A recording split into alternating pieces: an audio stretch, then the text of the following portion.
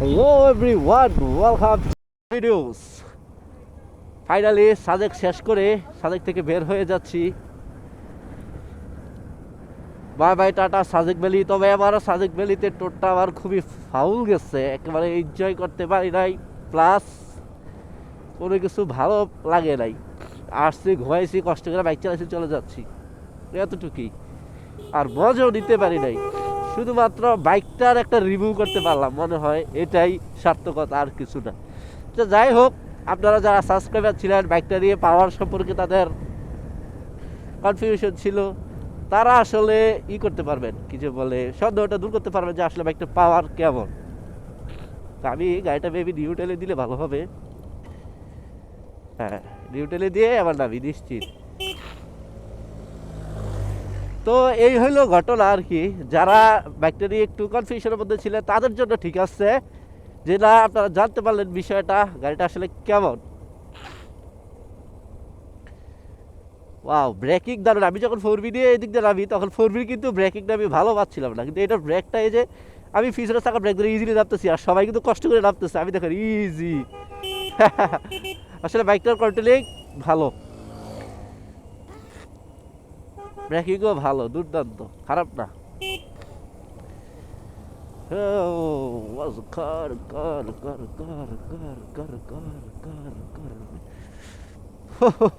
সবাই কিন্তু ভয়ে ভয়ে আছে, আমি ইজিলি নামতেছি, আমার কাছে ভালোই লাগতেছে।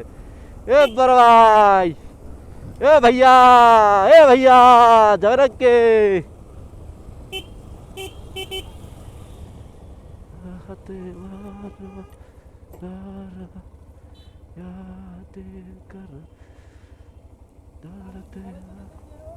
এটা হবেই, কানে ডিপা লাগবেই। ভাই আমার কাছে তো ভালোই লাগতেছে। ও ভাইয়া, wow wow wow wow wow. সবাই যখন আতঙ্কে, আমি তখন রিল্যাক্স। আসলে বাইকটা তো পাহাড়ে রাইড করার জন্যই মেবি। এটা ব্রেকিং পিরিয়ডটা কমপ্লিট করে তারপর আসা উচিত ছিল, তাইলে মজা করতে পারতাম, আরো ভালো টানাটানি করা যেত।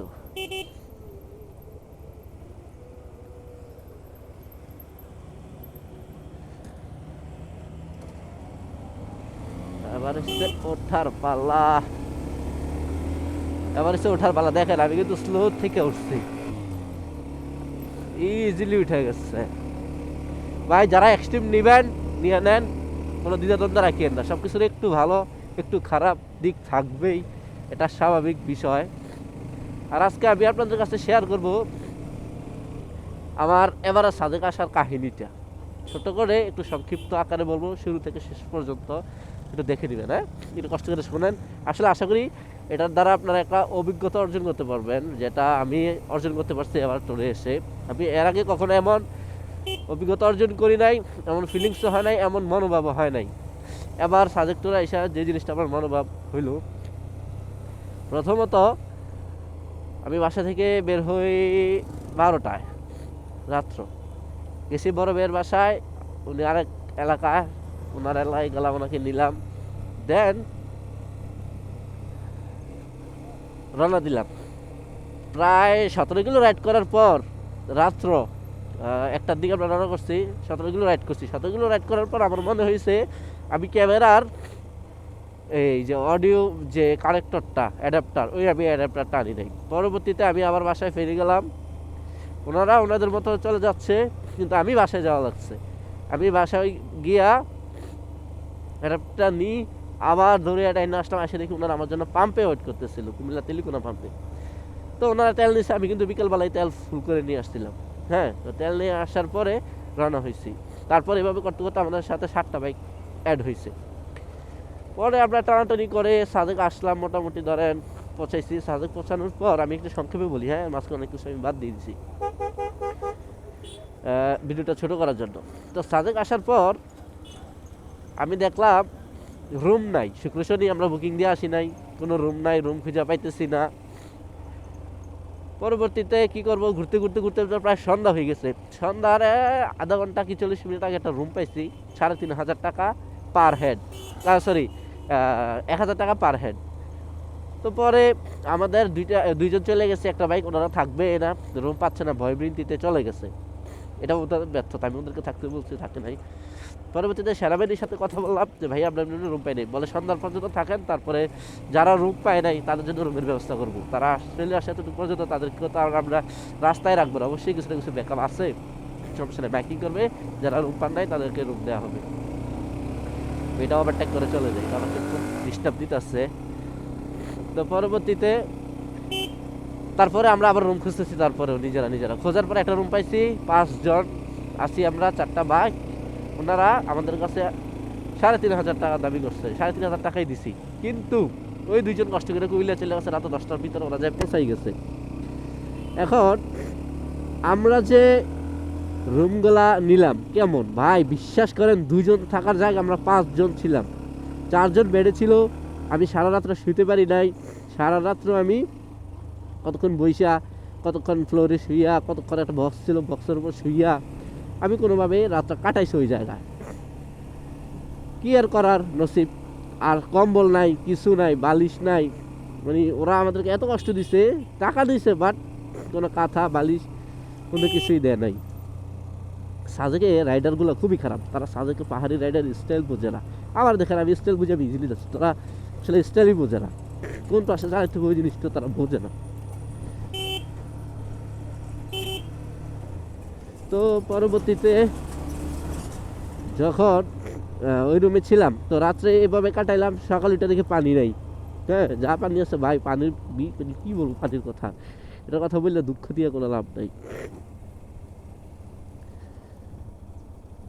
তো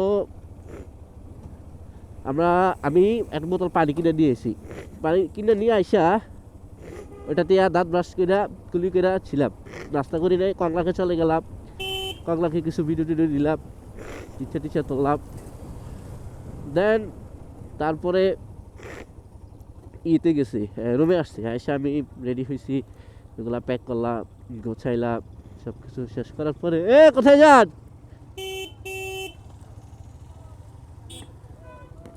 কই যান কোথায়, কই যান, যা আছে তা করুক, আমি চলে যাই, ওনারা যা খুশি করুক, আমি চলে যাই, আমি কুমিল্লা যাবো, ওনারা রাঙামাটি যাবে, আমার সঙ্গে নষ্ট করা চলবে না। তো পরবর্তীতে রেডি হয়ে বের হয়ে গেছি, খাওয়া দাওয়া করে নেই। এর আগে দুপুর দিন আমরা আবার খাওয়া দাওয়া করছিলাম, 190 টাকা করে 2 পিস পাহাড়ি মুরগি বলছে ওরা, ওইগুলো নাকি পাহাড়ি মুরগি। তো 2 পিস মুরগির মাংস, আলু ভর্তা, ডাল আর সাদা ভাত, 220 টাকা করে প্যাকেজ দেয়, পরে 190 টাকা করে লাগছে। ওনার পাশে নাকি কুমিল্লা, আমি বলাতে। এর মাঝে কুমিল্লার একটা লোকের রিসোর্ট আছে, এখানে এর আগেও ছিলাম, ওনাকে বললাম ম্যানেজ করা যায় কিনা, ওনার কাছে ছিল কিন্তু উনি দেয় নাই। পরে বলছে 4 জন থাকেন, আপনারা বা 3 জন থাকেন, 3-4 জন থাকতে পারবে না, বাকিটা হবে না, হবে না। তারপর চেষ্টা করছে, কুমিল্লার মানুষ বলে কথা। পরে যে হোটেলে খাবার খাইছিলাম গতকাল দুপুরে, ওনার বাসাও কুমিল্লা।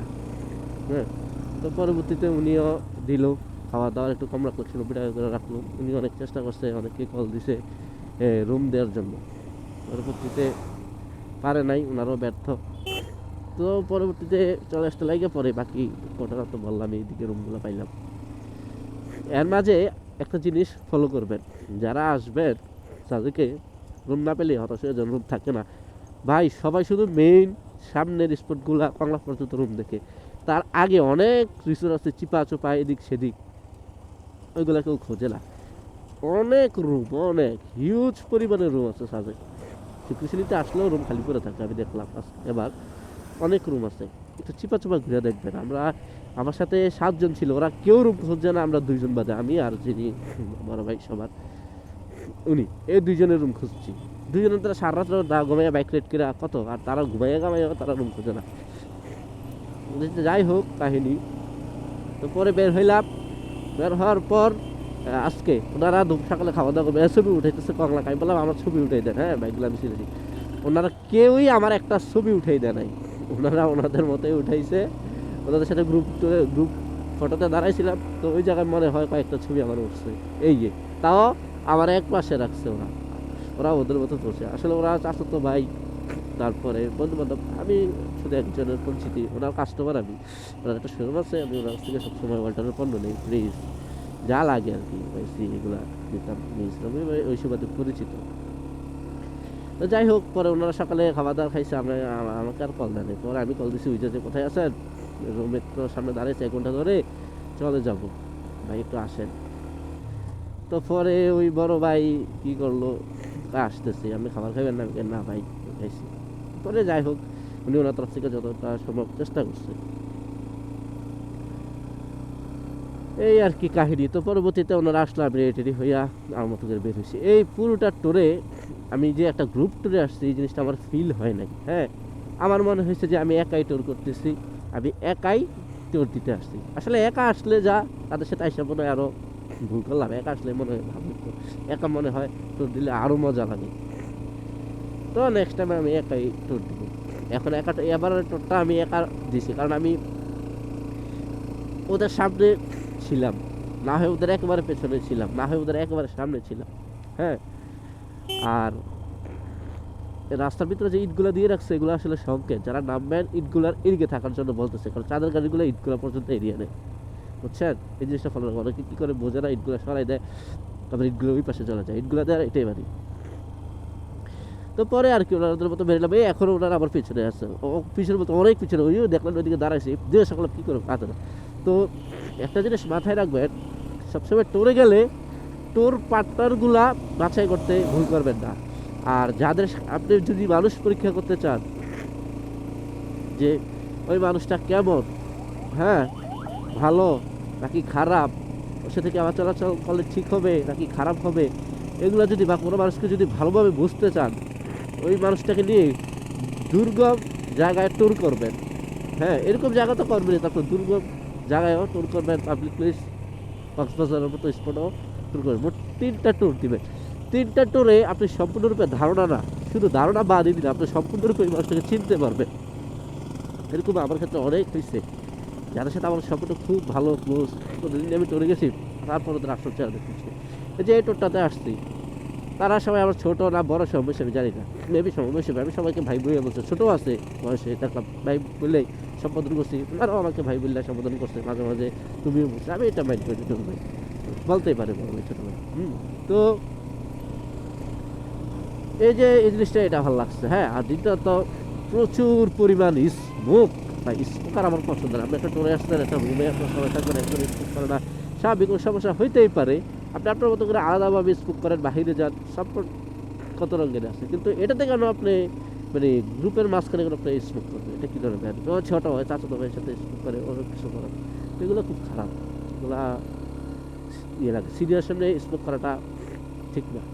আর গ্রুপে আসলে ফ্রিমেন্ট হওয়া লাগে, ঠিক আছে, না হয় মজা নেই। তো গ্রুপে আসছি, ফ্রি হয়েছি, তার মানে এই না যে একেবারে আপনি আমার সামনে স্মোক করবেন। যাক, এটা বাদ দিলাম, স্মোক করতেই পারে, একসাথে যেহেতু আসছি, আমার পরিচিত না, করতেই পারে, কিন্তু আপনার তো বড় ভাই, বড় ভাইয়ের সাথে কীভাবে আপনি স্মোক করেন? তো আপনার বড় ভাই ছিল, হ্যাঁ, বড় ভাই কিছু বলে না, এটা বড় ভাইয়ের ব্যর্থতা। যাই হোক, ওই চ্যাপ্টারে না যাই, এটা ওর ব্যক্তিগত ব্যাপার, ওর পার্সোনাল ব্যাপার।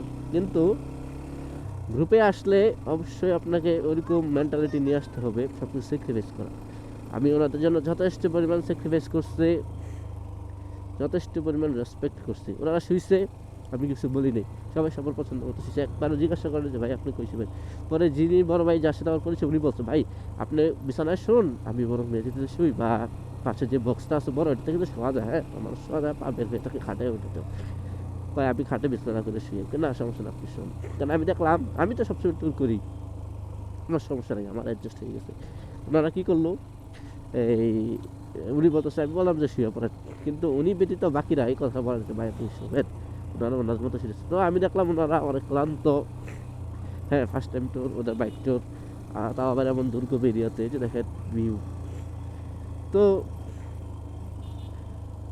আমি আর কিছু বলি নাই, আমার অভ্যাস আছে যেহেতু, আমি মাইন্ডা দিছি। তারপর আমি বসে বসে আবার একটু শুয়ে কাছে 3-4 ঘন্টা ঘুমাই দিছি। আর এসব রোডে আসলে, ওই যে দেখেন খারাপ, এসব রোডে আসলে মনে করেন যে রাইড করে মজা বাইক চালাইয়া, হ্যাঁ, কিন্তু যিনি পিছনে পায় পিলিয়ন, ওর জন্য ভালো ভিউ দেখা যায়, আর রাইড করলে ভিউ দেখা যায় না। আর আমার চোখে প্রচুর ঘুম এখনো, চোখে গোলা দেখি, একটু পরিষ্কার করে নেই। তো এই হইলো আর কি ভাই কাহিনী। তো কিছু বলি নাই, খাওয়ার ওরা খাইছে আমিও খাইলাম। এর মাঝখানে আবার দুইজন রাগ করে কত দিনে গতকালে চলে গেছে, রোগ নাই এ নাই হে নাই, বলেও না যে ভাই চলে যাই, এমনিতেই চলে গেছে। এইগুলা ভাই স্যাক্রিফাইস করা লাগে, তোরে আসলে এরকম তোর মেন্টালিটি বা তোর পার্টটা দিয়ে আসা লাগে। আর যাদের ভাই স্যাক্রিফাইস করার ইয়ে নাই তারা টোরে আসবেন না প্লিজ, দয়া করে টোরে এসে আরেকজনের টোর নষ্ট করেন না, টাকা নষ্ট করেন না, সব নষ্ট করেন না।